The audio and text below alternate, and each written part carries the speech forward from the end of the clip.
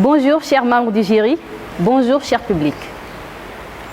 Alors, aujourd'hui, si je réussis à vous captiver, je pourrais alors espérer avoir vos yeux tournés vers moi, les yeux étant le reflet de l'âme.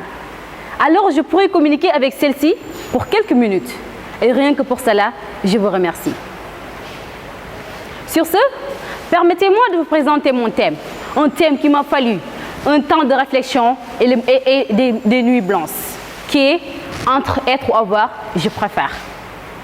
Vous me demandez entre être ou avoir, que préférez-je? La personnalité ou le patrimoine? L'idéal ou la réalisation de soi? L'option ou l'opportunité? Un choix ou plutôt un art de vie? Construire sa vie dans la dignité, la force et le savoir-faire. Ah, quelle question! Au même moment, les yeux fixant l'azur du ciel, ce ciel si lointain et si nuageux. Je cogitais sur cette interrogation. Que dire? Que répondre? Le temps passait, l'horloge tournait, le vent murmurait tout bas. Ces mots de peur de troubler mes pensées. Et là, tel un coup de fouet, je mis à écrire en ces mots. Et si l'on formulait cette question afin qu'elle soit plus compréhensible en disant qu'est-ce qui est plus important entre posséder des acquis et exister, ou pourrais-je dire encore penser? Alors, je vous demanderai moi-même en retour qu'est-ce qui vient avant l'autre. Il est vrai que selon la philosophie, la culture est un... Il est vrai que selon la philosophie, la culture est un complément de la nature humaine, que sans elle, cette nature ne saurait survivre. Cela montre vraiment à quel point avoir reste important.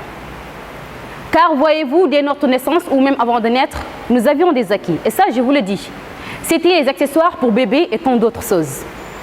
Vu sous cet angle, il est clair qu'avoir est une chose primordiale pour notre quotidien. Ceci étant dit, les religions même diront qu'avoir vient avant être. Car Dieu a d'abord créé tout bien et toute chose avant notre espèce. Le premier homme avait sur place tout ce dont il avait besoin pour se nourrir et survivre. Et cependant, voilà l'embrouille. Être aussi est une chose très importante. L'esprit de la gente humaine voudrait dire qu'avant tous acquis, ils ont d'abord nos ancêtres pensé, réfléchi, jusqu'à trouver le moyen de se procurer des biens. Donc, le rapport d'antériorité sera si évident qu'on dira qu'être vient en première. Être est bien, mais avoir est utile.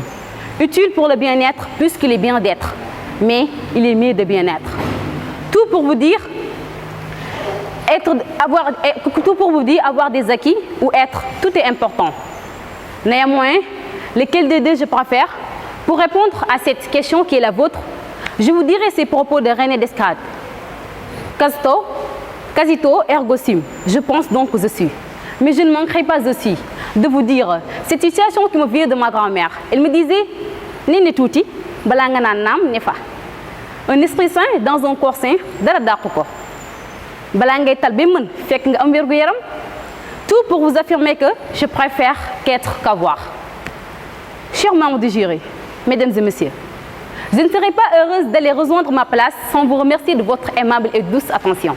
Même si j'ai pu l'obtenir sans plus faire attention, tout en espérant avoir de vous satisfaire. Je vous remercie.